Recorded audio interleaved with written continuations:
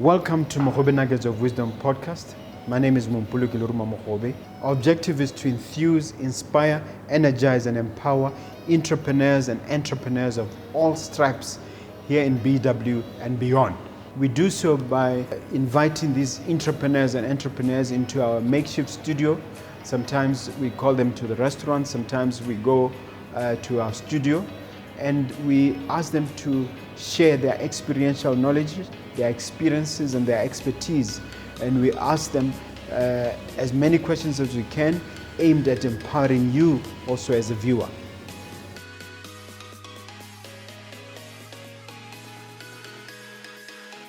Hello dear viewer, dear listener. My name is Mompoloki Lerumo. I'm privileged again to come to you once again to present another episode of Mogobe Nuggets of Wisdom podcast. We do our best to bring impactful, life-changing information each and every time. And this time around, I'm going to talk to you about intersection or the overlap between real estate and entrepreneurship. And I have a guest who's steeped in both areas in the form of Katlego Mokgethi, who's my guest today. Do you mind introducing yourself to the viewers? Thank you so much, Mr. Mogobe, for having me. My name is Katlego Mokgethi. I'm from Gabani. I do real estate. I do a measure of things, real estate and entrepreneurial development, under a group of companies called the Van der Katter Group. So under the group, we've got a real estate subsidiary which is called Van der Katter. We do estate agency, we do property management, and we want to grow into doing developments. Okay. Then we've also got Market Players. Market Players does entrepreneurial development as a non-profit service because we realize that there's a lack of enterprise culture in Botswana that we feel needs to be developed, tailoring it to the lack that we see in Botswana. And what is your professional background and training? Yeah, I studied accounting at Botswana Accountancy College, and then I did real estate. I did a certificate in real estate called Baisaro. So I practice as an estate agent. I'm registered with the Real Estate Institute of Botswana. RIB. Okay.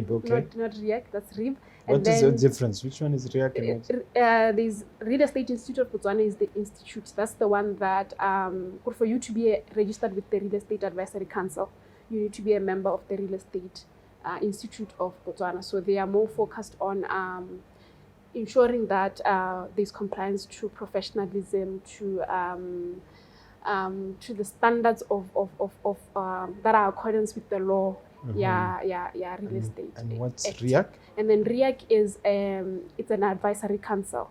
They register professionals to ensure that everyone who practices is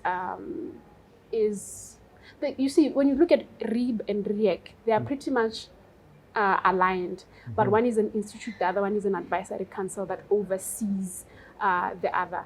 So I'm registered with both of them because for you to practice, you need to be registered with both. Okay. Yeah. Let's get into the meat of our issue. Understanding factors that influence property values in Botswana. What are these factors that influence property values? As an estate agent, we are customer facing. So we interact a lot with the buyers and the sellers, and we realize that there seems to be a lack of knowledge and understanding of why the property ke bokana, why is bokana, why property rate because of the change or the change or the why. And I feel that as professionals, we have a duty to help people understand, help the market understand why a property would be X amount and not X amount. So there's a spectrum of issues. One of it is definitely location. It's always location, you know. So sometimes people don't understand why extension 5, extension 12. Yet it's exactly identical. It's, you know, and they feel like the property is the same and it's relatively similar. So we see a lot of pushback. I've observed it on Facebook. We advertise you are an estate agency. people will comment, what is influencing property? I realize but people don't understand. It could be a 3-bedroom house, but if it's in Sekoa or Block 10, it will be much expensive than Eko, Mupani, or Trokweng or any other area. So location is definitely point number 1. And then there'll definitely be demand and supply factors. So we'll look at how many properties are available for sale. So if there's few properties that because the supply in the price will go up. But if there's oversupply and less demand, the price will go down. So supply and demand factors are a big key also in the property value. So it depends on the stock at a certain point of time. So people need to pay attention to what's happening in the market. And then there's, of course, economic factors. Issues like interest rates. We've seen with COVID, interest rates going down.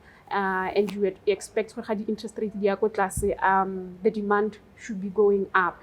And if the demand goes up, properties will also kind of push up because a lot of people want to buy now. However, with COVID has been like a whole creature of its own. Even as much as interest rates are going down and you'd expect demand to go up, people are tightening their belts because they don't want to make big investments in an uncertain climate. So right now things are a bit, we've never seen anything like that. And then you've got issues like still under economic factors. You've got policies, transfer duty. We've seen over the last 2 years, I think, transfer duty for foreigners or non-citizens being by 30. It's gone up to 30%. Yeah, being 30%. So people now you see because you've got a smaller pool of or a specific segment in where easily, it will definitely affect your property values. And then you of course have got size of the property. Those ones go without saying. The layout, the amenities, how long I mean a garage, even luxurious. Obviously the property will go up. So Botswana need to inform themselves. I can't emphasize this enough. Property value at a certain amount. I think that ties with the next point, the concept of fair market value. Yeah. What does that mean, fair market value, and what is the actual concept as it applies to Botswana? Yeah. Fair market value essentially says the price that I'm buying at is I'm not so much coerced to buy at that price. So there has to be that I am behaving or I'm purchasing in my own best interest. So I'm neither coerced to buy or sell. So there has to be that arm's length transaction. There has to be knowledge of the property itself. So when they say willing seller, willing buyer? Willing seller, willing buyer. Because if Hosana willing seller, willing buyer, then there's no fair market value. It means the price is not fair. And also the other important thing that ties back to issue understanding values or what influence property values is it's in informing ourselves. How property irekisiwa. You need to understand why value bokana structure sa teng sentse jang, what is in there, go dirisitswe tena sa mofuta mang, go dirisitswe di 6 kana go dirisitswe di stock brick. What exactly was done? Go tsentswe gatte go bidiwang go tsenang go godimo lentils or go tsentswe. No, I forgot the word, but you need to check that to ensure that our structure sa go hasna go crack. Rim beam, yes. Rim beam, structure sa go hasna go crack over time. What kind of, understand the depth of the property. So you need to take your time knowing that property that you are buying. And I think the other thing that we need to do is also don't just take a evaluation report and say, I'm evaluating like a 1.2 or a 1.6. Sit down with your valuer. Valuers have an abundance of knowledge. You ask them, how did you come to 1.6 for my property? What influenced it? So that, because usually they'll be able to say, we also looked at what the average going price in this area is. They should be able to give you more information to help you understand. So is it important, therefore, to find, registered real estate professionals? It's crucial. And to take advice from them. It's crucial. It's crucial because if you're dealing with unregistered agents or unlicensed unlicensed fly-by-night, really, you are at a risk of making the worst decisions because whatever you need to hear, because they are trying to push whatever agenda is there. It's very important to work with licensed professionals because they are compelled by law to work with due diligence, with transparency, with accountability. They are liable. Anything goes wrong, you can hold them accountable for your transaction. So I can't some emphasize of them this. have insurance registration. Yes, we've got a professional indemnity cover to ensure that if anything is to go wrong with the transaction or I have misrepresented anything, I can legally be. So is it important to ask your professional to produce their PI, professional indemnity cover? You should definitely ask them to produce it. Also, check. Real Estate Advisory Council has a website. They are also available, Real Estate Institute of Botswana is also available. Check that whoever you are dealing with, because the register is actually public. So I think sometimes people don't check, and I've seen legally this profession in a fee scale. The reason why they're in a fee scale is because we are trying to avoid Katlego setting her own price and Mr. Mogobe setting his own price, such that at the end of the day, what matters is we protect the interest of the buyers and the seller of the market. So there's a standard fee scale, charge more than what is on the fee scale. I've seen people... It's a tariff. Yeah, there's a tariff. So I've seen people charges to 10% for estate agency, and I'm like, that's illegal. The fee scale says 5%. So what happens when someone has overcharged you? We are supposed to be reporting this to the bodies because the bodies the charge that they'll charge you. They'll But I suppose if you are not registered there, you cannot if you're not registered, there's still a fee. I can be legally charged and held accountable for that. If you're not registered, that is why it's important to report. How charge 10% or a funny amount that is not on the fee scale. Report to REAC, report to Real Estate Institute of Botswana. What should be the correct amount for a transaction if it's a sale or an acquisition? It should be 5% of the sale value, of the sale price. Okay. So if we're selling your property at 1.2 million, it should be 5% of the sale Which is price. about 60,000. Yes. Yes. Okay. All right. So, are there criminal penalties or criminal consequences for this fly-by-night trying to sell you? There are there. Yeah. Legally, they are there. I suppose it's with social media. People advertise on social media randomly. I've seen that a lot. I don't know who's monitoring that. That's why I'm asking. Are there any legal consequences? It should be. The legal consequences are there. Infosiwa ke one Real Estate Institute of Botswana le Real Estate Advisory Council. For how advertise on fly-by-night, they charge you 50,000 pula. They catch you. If they catch you, they will. Which is why we always emphasize. I think you need to restate that again.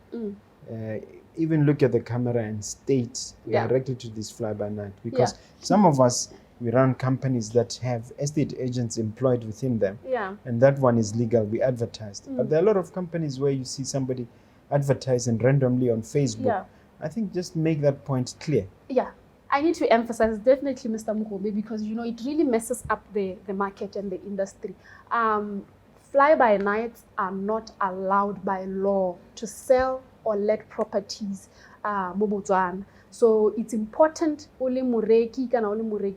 to work with an agent who's registered with the Real Estate Institute of Botswana, who's registered with the Real Estate Advisory Council. The register is available publicly. You can check. Check what does Katlego Mokgethi exist in the register and ensure that whoever you are dealing with, on a professional indemnity cover, whoever you are dealing with can be held accountable and liable in the event that anything was to go wrong. Recently, Mr. Mogobe, we got blacklisted. Well, we got a threat to get blacklisted by the EU as a country because of anti-money, our failure to comply with melao ya FIA, anti-money laundering. And there's a lot of these things that happen because of the fly-by-night. You never know who you are dealing with. Is it drug money or is it what? Us as registered professionals, we are obliged to have KYC to ensure that whoever we're dealing with, are traceable all of these things, when it's all said and done, they affect our economy, because if we get blacklisted, it means that we are a bad country to do business with, and it affects everyone at the end of the day. Well, let's just pivot to something a little bit positive. Talk about smart growth and smart growth and sustainable development of your real estate business. Yeah. Using your life story as an example, what advice can you share with the viewer? Yeah. I think it's really important for us to give differentiated offerings into the market. And this is something that I suppose I want to compel property developers and compel anyone who just wants to, who has a piece of land and they don't know what to do with it, to check the principles of smart growth. What essentially smart growth says is land is finite. However, the demand for it is infinite. So it means that people will always want land, but the land will never grow. You know, Botswana Yes. So the little land that we have by developing properties that are we are highest and best use of I like that expression. Yeah. Highest and best and use. best use of the little land that you have. So only a 10 hectare plot, you've got even if it's an 800 square meter piece of land, engage a property consultant, research, what can I do with this land such that it can give me the absolute best value that I can possibly get, because land is not gonna grow anytime soon or ever, you know. They're not making more of it. None of it. Yeah. So essentially, what smart growth says is, let's build compactable, walkable developments such that I can walk to work, I can walk to the grocery store, I can, that way we also really comply with sustainable development aspect of things, because what essentially we're saying in sustainable development is, let's have more green buildings, buildings that are water efficient, energy efficient, they use renewable energy, they you know, you're able to preserve the environments that we live in. So when we do that, we're able to get the best out of the land. Let's translate it to an average Motswana. The average Motswana will have a tsimo, which is a farm, and then they will have a mraka, cattle post, and then they'll have a homestead at the village. Yeah. What advice would you give them in terms of the highest best use principle, in terms of deriving value out of these pieces of land? You know, I like to talk a lot more about Timu, because I feel the Timu are already underutilized. And you've got Masimo Amanzi in the outskirts to say, let's grow our cities. That way we don't see property prices go up, because the demand is centralized. So let's look at Timo. If you've got 10 hectares, and 10 hectares, and I see how I can build little suburbs in there, whether I demarcate it into 1 hectare, 1 hectare, 1 hectare, and then people should live in farm homes, because you can actually do what you are seeing at Sequoia Estate, what you are seeing go Pakalani Golf Estate. You can do that in a smaller scale. In a smaller scale, in a differentiated way, where it's not the typical Ngwena Lipulule garage. Now you've got nice little homes that have got backyard gardens. They've got what are you doing now? You are utilizing your property such that it feeds you. You can also drive to town. You know, the cool thing about it is, even if you're working Mogaboroni, when you drive on the outskirts, you can still get to work in time. So it's very important that as property developers, and if you've got a piece of land, do the absolute most. How do we ensure that that way you minimize emission of fumes, you know, people driving too much, and you know, it's not good for the environment. So I need Botswana to drive towards green buildings, towards smart growth, towards highest and best use of their land. Okay, so you didn't say much about Moraka. Well, because we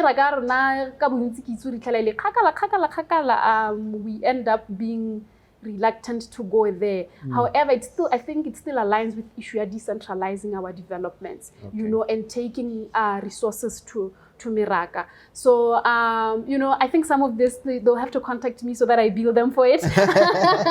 That's true. Yeah. Let me move you to the issue of entrepreneurship, because really we're talking about the intersection between real estate and entrepreneurship. Yeah. And I'd like you to just focus specifically on entrepreneurial development, perhaps using real estate as a business model that you are using to develop your entrepreneurship. Yeah. I think you've made it in life. You need to have a place to call home, and a lot of people buy land not knowing what exactly they want to do, or randomly. So it's really one thing to have a piece of land and develop a random structure there. It's another to develop an income generating property. That's when the entrepreneurial side of it comes, where now the land is able to generate money for you. Income, yes. Yeah, it should be able to generate an income. So I've seen where a lot of investments that we make, we look at our family situations. So if I've got 2 kids, I just got married, I want a nice home and give my kids the best life. However, I'm now tied to a mortgage over 25 years, and it's not cheap. And then when the kids move out, which is in 18 years from the time that next game is 6 years to finish the mortgage. Yeah, 6-7 years to finish the mortgage. Now I don't want the property anymore because it's too much for me and my husband. What now needs to happen is dispose the property, and we end up struggling to dispose. You're now suffering from the empty cage syndrome. Because the children have gone. The kids have gone. They've left the nest. So and then property at a time where it's not even probably favorable to sell a property like that. And you find also the demand and so what do you advise to counteract that? What I advise is, when you've got a piece of land, make sure that you generate income of it. 900 square meter. I think over the years I've seen Botswana be able to say, 900 square meter, let me do the multi-resident there and stay in one. I don't necessarily have to have a big piece of land unless you've got a taste for the finer things and you can afford it. It is okay to do like a whole luxurious place. But what you can do is build a legacy. Most of us are first generation entrepreneurs. You also got literally, yes, literally you are the one who you are paying black tax. So it's important that whatever small piece of land you have. For those who might not know, what is black tax? Black tax is where you have to fix establish yourself. So it means that 10,000 pula. In between that 10,000 pula, you have to feed mama, papa, your siblings, all of that, put them through school, and it means that it slows you down. So it's important for you to have income generating streams and real estate is one of the ways. Every family, they've got some piece of land. There's something, and we look at 40 by 40 plots. Look at your 40 by 40 plot. What can we do such that this 40 by 40 becomes a legacy for our bloodline? From now on, we know that we've got money coming from the 40 by 40 plot we have. As opposed to you've made it in life, when it doesn't bring you it doesn't bring you income, Yes. So we need to make sure that we enterprise. I think the other aspect of this is you say that entrepreneurship education should be introduced to school. How do you suppose that can be done? I think, when we are younger, our brains grasp things more. A lot of the things that I feel I remember more, I was taught in primary school. But as you grow older, you're set in your ways. You are set in your ways. When puberty hits, you become this person that doesn't want to listen. But the power of inception, Mr. Mogobe, if you teach a kid at a young age, there's something called business, and this is how you can do.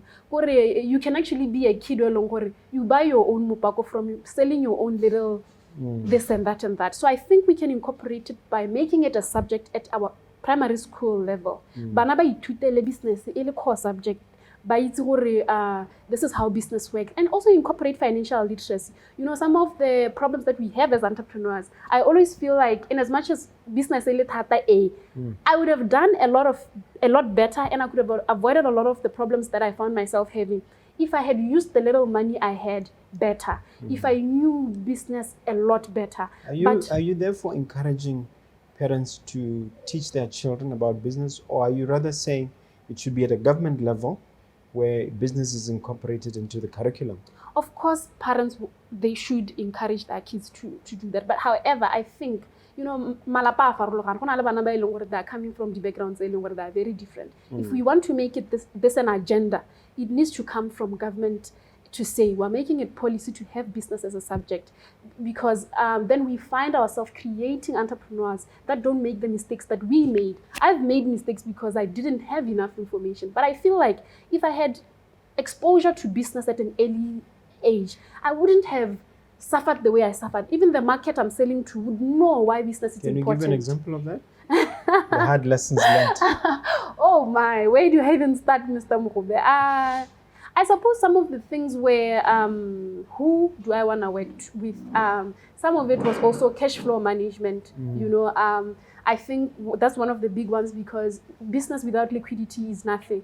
So sometimes you've got a little money coming in, but I started in a very upmarket office because I felt it was good for branding. But I quickly found that I was getting engulfed. Yeah, because, you know, I was not making enough money to cover. You should be at least making 3 times what you are paying. You know, and if you I'm not even making that. So this office yankine. Those are some of the mistakes that I made, and I felt like, you know, had I known better. Yeah, you also talk about the importance of skills transfer from non-indigenous businesses or businessmen to indigenous businessmen. Yeah. I suppose you're talking about this in the context of the recent ATI debacle in social media. I don't want to be controversial, Mr. Mogobe, but I like being honest. So I'm going to be honest from my perspective. I don't want to take it from ATI's perspective. He's entitled to his opinion. My thing is, I feel like really Botswana, we tend to have misguided and misdirected anger, and then we miss opportunities to learn.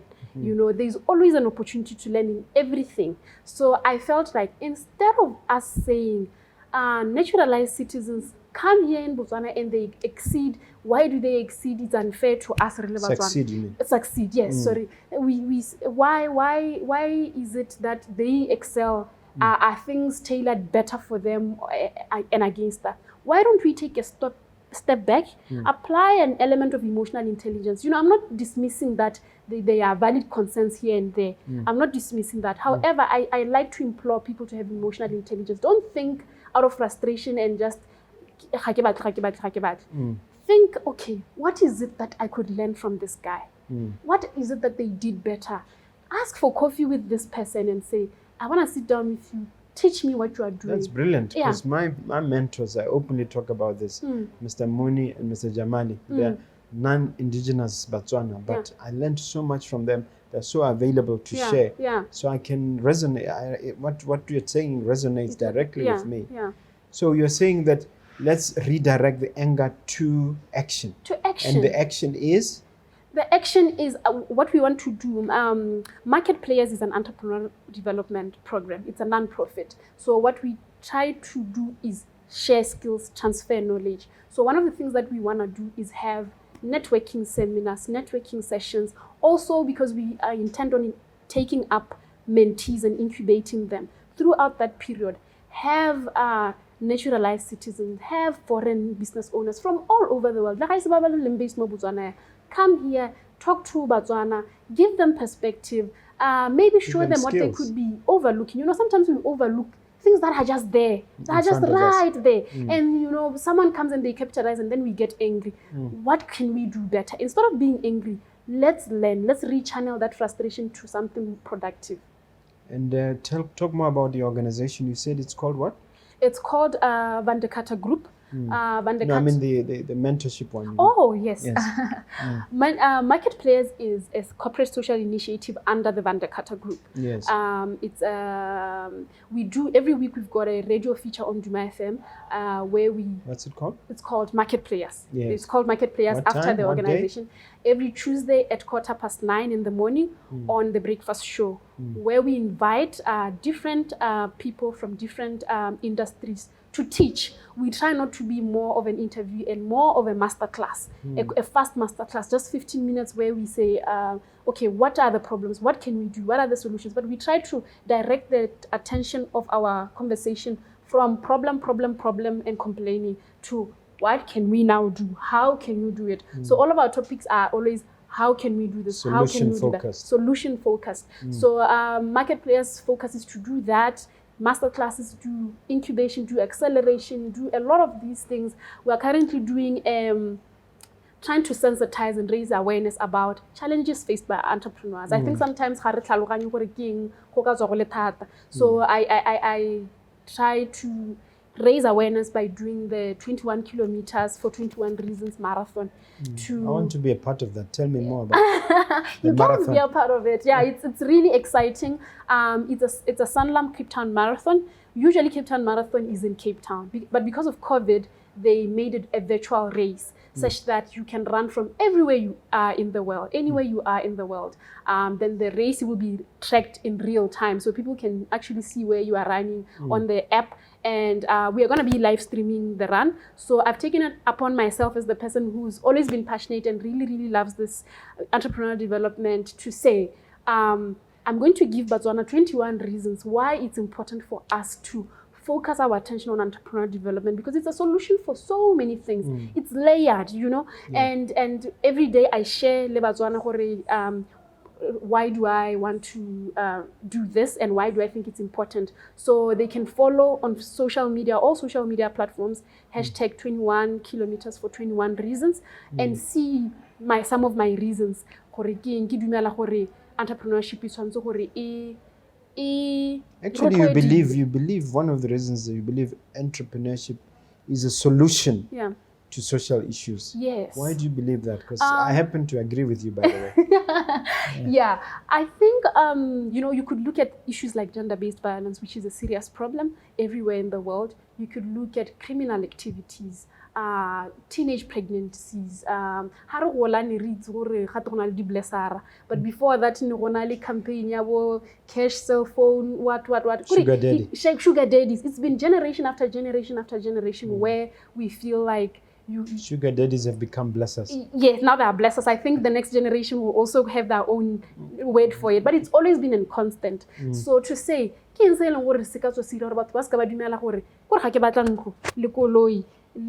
a certain lifestyle and to dress a certain way, I can't make it myself, you know. So, you know, by entrepreneurial development, you empower people economically. You empower people who, if you find yourself in an unfortunate situation, or you're in an abusive relationship, and I think gender-based violence is really broad. It's not just women who are in the receiving end. It's also men who are emotionally and financially abused.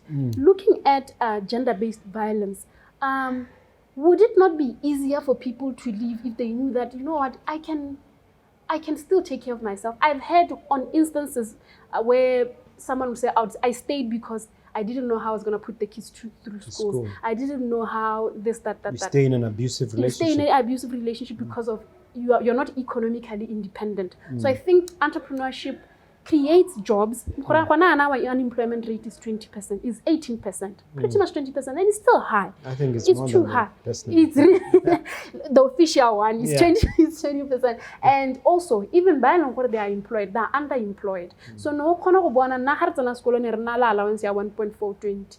1.420 for me, I'm fortunate enough that my father doesn't black tax me. He's done the best he can to establish himself. I'm fortunate that I 1.420 I buy myself lunch. I'm fine, you know. But for one that 1.420, it means they have to record the help out kolapeng, you know, and they're stretched thin. And the city lifestyle is expensive. What do? They end up going into this prostitution. In the little time that we have, can you tell me what ESG investing is and how What is ESG investing? ESG investing is essentially an expansion of social investing or corporate social responsibility. Where it stands for something? It stands for environmental, social, and governance investing. This essentially says, as a business, your focus should not be just profit-centric. It should be it should manage the environment. It should ensure that it's efficient in a way. Welfare of your people. Yes. So it's environmental, and then socially also. How do you impact communities? So in the past, you'd find where people did box checking for CSR. I've met the CSR compliance because tender give it back to the economy. I'll rush and give kids t-shirts or whatever. Nothing that really deep kind of social innovation. It's about empowerment. It's about mindset change. It's about you really going impactful. Above and beyond. It has to be impactful. And it's also corporate governance. How na le babereki ba gago should not feel like throwing hair like and I'll get something at the end of the day. We need to have governance structures where they empower employees to also be entrepreneur. You know, the best employee you can have is one that sees your vision. I call them entrepreneurs. As opposed to entrepreneurs. Yes, that is true. They see your vision, they buy into it, they will drive it, even if you are not here. You know, how about when you are out of the country? Hey, I'm a business CCM. You need to know that you've got a team that will go above and beyond. So ESG is important because also looking for external funding. We like to think development finance institutes, and you know we need to look at foreign direct investments. However, investors have an appetite for companies that comply over and beyond profit, that fit into the ESG investing principles. Yes, Mokgethi, we're running out of time, so here's your chance to ask me a question. We have a new feature where you ask the host any question you want. I'd like to know how Mogobe Inc. as a property development company is looking to incorporate the SME by offering properties that are affordable to SMEs, looking at the fact that most of entrepreneurs or businesses in Botswana are the SME and they can't afford the offering that's available in the market. How are you helping there? It's a very important question. We identified a gap in the market where issues of affordability were crippling entrepreneurs and preventing them from going out there. So we came out with the concept of creating an office park. As we speak, we have 2 office parks, Mogobe Office Park, located in the main mall. The idea is that you can afford to get a small place to start for as little as 600 or 700 pula, where you have a receptionist and you also have available to you printing services, and you have free Wi-Fi. And we do that, and we encourage these young entrepreneurs to come. Another leg of that is that here at our restaurants, especially at Nona's, I've made it known by anybody who can listen that any entrepreneur can come at any time and link up with us. We have free Wi-Fi. As long as maybe you buy a cup of coffee during the time, you can bring your laptop and work from here. So it's it's not much, but it's a little effort to help those entrepreneurs. In addition to that, we have a conference facility at Unit 31, where we, for probably a quarter of what you'd pay at Avani or some other place, you can rent a conference and do training there. So that's a little something. And then in addition to that, we do our best to offer mentoring services through Angel Investing Network, Angel Investment Network, and direct, mentoring, where I offer physical mentoring services myself. I have a group of young entrepreneurs that I meet with on one-on-one and try and empower and share them with. And ultimately, this podcast, this platform is the easiest way, because we are now leveraging technology to talk directly to entrepreneurs and cultivate and promote the spirit of entrepreneurship among Botswana. I love it. I love that. It goes a long way. Yes. I think sometimes we think the best investment you can put in someone is money, startup capital. I don't believe that. I believe in mindset change. The best thing anyone can ever do for you is to change your mind and your outlook. Absolutely. And I really appreciate that a lot. Okay. As we part, can you look at the camera and say something inspirational, some parting words, some words of wisdom that we can leave with the viewer? Thank you so much. I believe that we've got a responsibility to the next generation to create a better life for them, better opportunities, better ways to maneuver the entrepreneurial space so that they don't struggle the way we struggled, and to create lasting legacies that we can go beyond the borders of Botswana. So I really encourage Botswana to start businesses and to see them through. Along the way, or and then just play small. We need to compete to really, really be competitive market players and be seen all over the world, taking our brands, recognizable multinational corporations. So I encourage you to take up entrepreneurial services.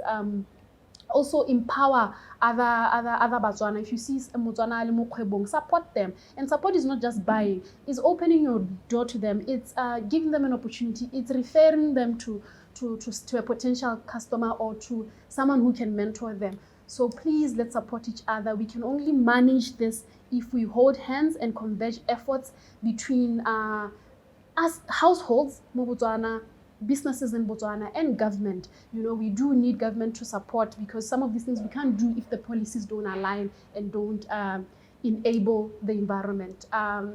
Thank you so much. Contact us at Van der Carter. We are located in plot 896 Kaunda Road. My number is 76555810. You can also email me at katlego@vandercarter.com. Thank you. Wonderful. You forgot to tell them to subscribe to Mogobe Nuggets of Wisdom. Maybe you should. I'll tell them. Should I? Yes. Okay. Please subscribe to Mogobe Nuggets of Wisdom and allow yourself to learn. Allow your mind to be changed by people who've been in the game. They understand the market. They've done it. They've tried and tested it, and grow. Thank you very much indeed. You've been a wonderful guest. Yeah.